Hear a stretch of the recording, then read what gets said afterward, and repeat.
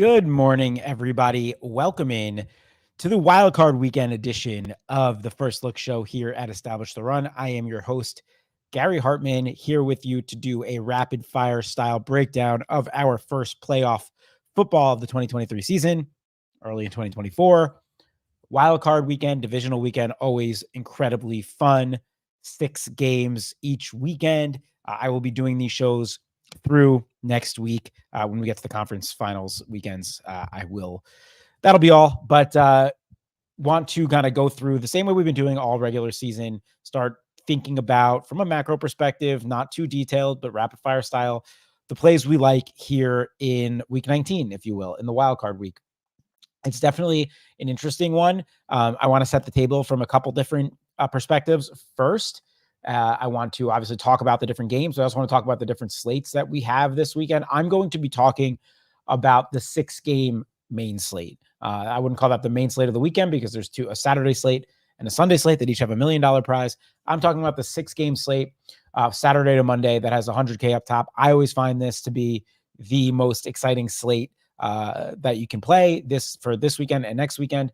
Obviously, more money condensed and more entries condensed around the individual day slates, but playing all weekend with every game involved makes it feel like a main slate and one with all the studs on it because it's the playoffs. So I always like playing these. So we'll talk about that. But the 2-game slate, there's a Saturday 2-game slate. So our Saturday games are Cleveland at Houston. That's our Saturday 4:30 game. Should be a fun one. That is a 44.5 over under. And Dolphins Chiefs in Arrowhead, that is a 44 over under. So both these games on Saturday, similar game environments with the 44s, something to consider. And then on Sunday, we have 2 polar extremes. One game, really bad projected environment, and then 2 games over 50 points. So our first game, the 1:00 Steelers Bills, is a 36.5 over under, very low. I think that's a lot of due to weather. The Bills are projected to blow them out. I don't think weather's going to be great in Buffalo this weekend. But both of our afternoon and our evening games for Sunday, we have a 50.5 on the Packers and Cowboys, huge, and a 51.5 on Rams Lions in Ford Field, also huge. We barely had any main slates the entire season with 2 games over 50 DraftKings, over 50 team total, implied team total. So to have 2 on either if you're playing the individual Sunday slate or the full 6-game slate, that is wild. And then our Monday night game, which we'll have Monday Night Showdown for. I'm assuming Cody Main and I will be doing a show on Monday afternoon for Eagles at Bucks. That is our island game Monday night. That is a 44 as well. So really every game environment looks either mildly attractive to attractive, except Steelers Bills. And even in that game, are you going to fully rule out Josh Allen and the Bills offense? So, I mean, we shouldn't be surprised that every team for the most part looks attackable. It's the playoffs, but certainly some really enticing games. From a team total perspective, Dallas is our highest on the week. Not surprising to see it come out of that 50.5. Obviously, that game in Dallas, they have a 29 projected team total. We always talk about that 30-point number being one that we do not ignore. 29, not far off. Then we have the Lions in that next game, at home against the Rams. They have a 27.5. Those are our top 2 by a lot. And then we jump down a tier to a bunch of teams between 20 and 24. The Rams are our 3rd highest at 24. Chiefs at 23.75. Browns at 23.5. Eagles at 23.25. Bills at 22.5. Packers at 21.5. Texans at 21. Bucks at 20.75. And Dolphins at 20.25. So every team, basically, of our 12 teams, we have 9 that are going to be between 20 and 24. We have the 2 outliers and the Lions and the Cowboys up top, and then we have the Steelers all the way down at 13. That's going to be the hardest team to attack all week. We'll talk about that when we get there. So I know on week 18, I went game by game. I'm going to go back to our old school style of position by position here. Again, I'm going to talk about it from the full weekend point of view. Take away whatever you want to if you're playing the Saturday only slates or the Sunday only slates. I would encourage you to check out the 6-game slate. I think it is a very fun way to play the weekend, and then late swaps always in play, et cetera. So definitely something to consider. Okay, let's start at quarterback here. And Josh Allen, in that aforementioned 36.5, is our most expensive quarterback. Obviously, I always say I think Josh Allen has the highest ceiling in all of fantasy sports. If Jalen Hurts has the highest floor, Josh Allen has the highest ceiling. Been saying that forever. This is a tough spot. home against Pittsburgh, been yin and yang. Now he has been over 20 DraftKings points, basically like every game except 2 over the last second half of the season. We've gotten into 30s and 40s. In the weather against Pittsburgh, this game could play ugly. That doesn't mean I want to fully rule out Josh Allen, but it's tough to get there when we have these guys on the slate and this next tier, all very interesting. Hurts, Dak, Mahomes. Hurts gets an amazing matchup with Tampa Bay. Now he has to be cleared. He hurt his finger. Something to very much monitor. And maybe if you're looking for tiebreakers, maybe we don't go to him. Maybe you want to go to one of these other high ceiling quarterbacks. However, you get as much information as possible if you start with Hurts, and you can always pivot away on Sunday night into the Rams-Lions game if you want, or if you really want to pivot away to Baker, as long as I'd imagine you will have enough spots open if you're treating this game as a game stack. So something to consider, even if you're worried about the injury. Dak at home against Green Bay, as I mentioned, this game is that 50.5. He had that crazy stretch weeks 8 through 12 where 4 of 5 weeks were over 30 DraftKings points. So we know that ceiling is in there. In this spot particularly, I don't mind it. Obviously, I told you 29 team total. That's super high. He's fully, somewhat fully priced. They priced everyone down a little bit for the playoffs here. So 7-6 as opposed to the 8K that he was at. But I do like Dak quite a bit, especially if you want to attack Dallas. I don't mind it. I do think if there's a Mahomes spot, now again, we have struggled to see a Mahomes ceiling pretty much all year. I mean, you had that 137-point DraftKings game in week 7. Other than that, he's been stuck in the low 20s, mid 20s. But I do like this spot against Miami at home and Arrowhead. Let's keep an eye on weather. If I'm attacking that game from a quarterback perspective, I have a hard time thinking I'm going to Tua over Mahomes. So I'm probably out on Tua for the most part in tournaments this week. Similar feeling for this next game with Stroud versus Flacco, with the difference in $700, with the matchup being better for Flacco, with the tough Browns defense. Hard time thinking I like Stroud over Flacco, but I don't really want to rule out CJ Stroud. I absolutely love the player. I think he should be the unanimous rookie of the year. I know there was a lot of Puka hype. To me, this is a no-brainer, and he came out in week 18, got the win, went to win the division with Jacksonville going down, had a really strong game, 260-2, another 134 QB rating. Like, the guy is a monster, and I don't want to rule him out at home here, even in a tough matchup. He also kind of thrives under pressure. He can step up into the pocket. So I don't want to say he's out. He'd make my MME player pool for sure, but I'll just stay on the Flacco side of it first. Since he's been here in Cleveland, 4 of the 5 games between 22 and 29 or 30 DraftKings points for Joe Flacco at a 6,100 against Houston. If I'm attacking quarterback from that game, it's probably Flacco for me personally. The next game, though, that is a really interesting one, and probably one that I think ownership will condense around the most, because this is a mid-tier quarterback price in the best game environment of the week. I think the Stafford Goff guys will get the most ownership of the week. Keep an eye on that. I think on Saturday too, they will. I think Dak is right in there with them from like an environment ceiling perspective, but to get down in the 6K range is important. Crypto Popper in chat saying, if Nick Mullins throws for almost 400 yards against Detroit Lions starting D, what is Stafford going to do? A very fair point. He's been playing really, really well down the stretch as well. We still haven't seen like the full mega ceiling, but we've gotten into the 23s, 24s, which could get it done for you. And I think if there was a week where we can get into the high 20s, it's got to be him returning to Detroit in the best place to play football, 4 shootouts in the world, and great stacking options, great game environment, good bringbacks. If you want to like triple stack this game, you could do all of that. So yeah, I think excellent play for this week in Stafford, and the same thing for Goff as well. Certainly have no issues with Jared Goff. Up and down type of player, but usually at home, much higher ceiling. Don't mind the matchup at all. Rams have solid D, but still they get themselves in back and forth environments, which is kind of why you see this 28th metric. It's a really tough spot for Jordan Love. I've enjoyed him, and 3 straight games of kind of getting back on track since that down Giants game, maybe 4, to kind of take care of business and force their way into the playoffs. But going into Dallas, really tough spot. If I'm in the 6K range, I prefer Flacco, prefer Goff, prefer Stafford, also prefer Baker. I mentioned Hurts has a great matchup against Tampa.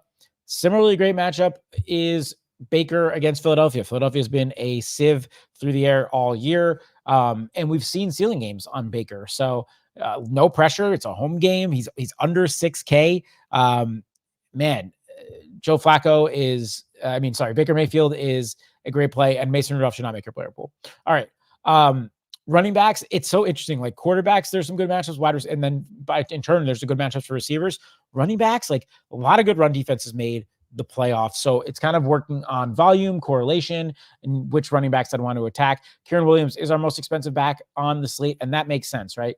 7-3. He has been an absolute workhorse when he's been healthy this year. He has games of 28, 30, 25, 41, 20, 29.5, 30.1 week 17. The guy is a monster, is going to have fresh legs, didn't have to play in week 18.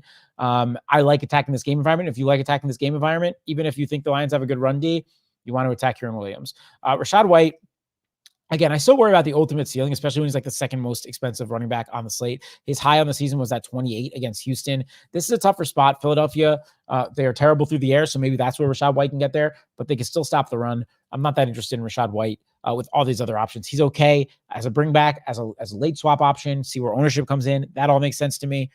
As a one-off play, not that interested. Miami guys can get there because they've done it. They've both done it in tough matchups before. Mostert specifically did it in this matchup against KC in week 9. It was unlimited work. He only had 12 carries, but he had 7.1 yards a carry and did find the end zone. He's been awesome. I think he's going to play. They're optimistic he's going to play. If he doesn't, I'd imagine Devon Achane will be popular. Probably prefer him in correlation. Not the easiest matchup in the world going into Arrowhead, but Miami knows they need to get these guys involved to have any chance, whether that's through on the ground or through the air. James Cook has had an awesome end of the season. Now, he struggled for 3 straight weeks, though, from a DFS perspective, but they've still been leaning on him from a workload perspective. So we know what the ceiling was here in week 14, week 15. I think he's interesting. I also think the ball's going to be kept on the ground a lot here. So, like, if you really wanted to throw like Fournette in your player pool, I think you probably can. He had 7 carries last week. If you just like need a full-on punt, again, I'm probably trying to avoid that game where I can. But if you are to attack it, it probably makes sense to attack the run game. Again, sticking with the tough matchups thing, it's a tough matchup for the Lions running backs, but again, they keep these guys involved, both Montgomery and Gibbs. If you're attacking this game, you want to cover that spot. So if you're really getting super heavy into Stafford or Goff stacks, you also in other type of lineups want to make sure you have Jahmyr Gibbs, David Montgomery covered. You want to cover that entire offense. Now that could mean those guys can be involved in stacks, especially on the Sunday only slates, a little bit on the 6-game slates for sure, but you definitely want to make sure you cover your spot. Something I always talk about. I think Pacheco should be good to go. He was technically active last week. Awesome season for him when healthy. He had that 32.5-point game in his last outing. Solid spot for him against Miami. In this matchup previously, he only had 6.6 points, but they gave him the ball 16 times. So you're encouraged by that. Aaron Jones, I think they know how much they need to feed him, and they've shown that to kind of force, as I mentioned, force the way into the playoffs. 3 straight games, over 111 yards on the ground, still involved in the passing game. If you're looking for a bring back from Green Bay, yes, you all have Jaden Reed. It looks like you might have Christian Watson. We'll talk about these guys in a second. I think Aaron Jones is as good as any of them, and he has a floor with what he does through the air as well. Already kind of talked about Montgomery. I like Pollard because he's 1, 2, 3, 4, 5, 6, 7, 8, 9, 10, the 10th most expensive back on the slate, still getting the workload. Again, he just squeaked his way over 1,000 yards. He had over 250 carries. It was no doubt a disappointing season for Tony Pollard, who was going at the 1-2 turn back in the summer. But I do think, of course, in the team with the 29-point team total as the 10th or 11th most expensive back on the week, of course, you can consider Tony Pollard.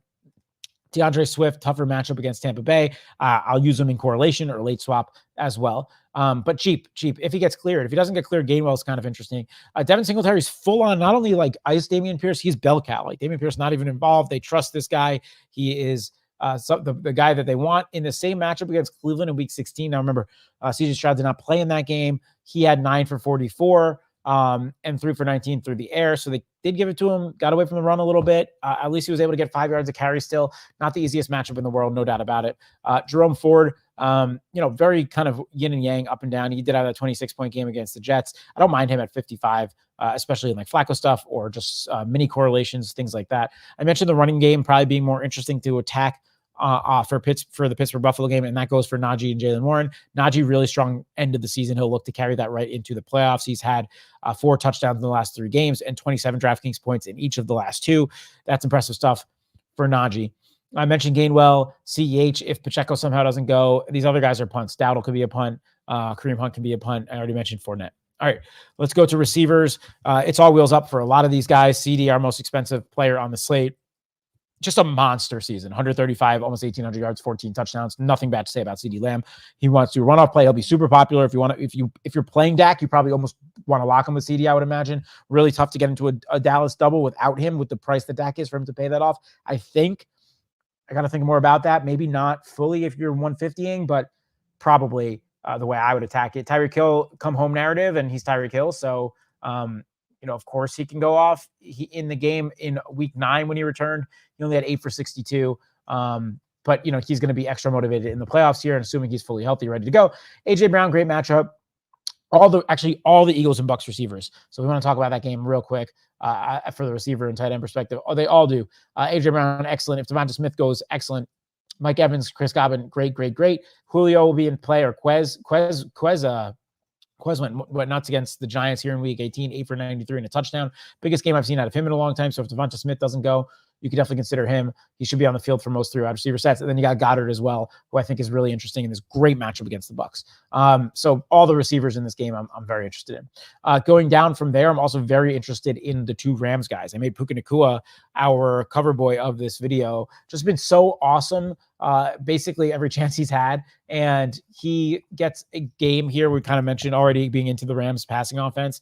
I have a little bit more interest in Puka than I do in Kupp as things currently stand. You also save $300, but both guys, awesome bringbacks. Only interested in double of them attacking the Stafford side. I don't think I want to double bring back basically with Goff. If with both these guys, if I'm going Goff, I probably only want a skinny bring back, but you can definitely double these guys up in a Stafford lineup. Diggs is interesting as the 6th most expensive guy on the slate, but I need to be attacking this game full on. He finally had a double-digit DraftKings point game for the first time in 6 weeks in week 18. Nico's done damage against bad teams. He did find the end zone. He was playing hurt in this game against Cleveland in week 16, and that game still went back and forth. Now with Stroud, and he's healthy, he found the end zone. I like Nico as a contrarian play. I don't think that many people will get to him with Evans there and Puka right, and he's sandwiched between those 2 guys. Amari Cooper should be cleared to go. We know what his ceiling is.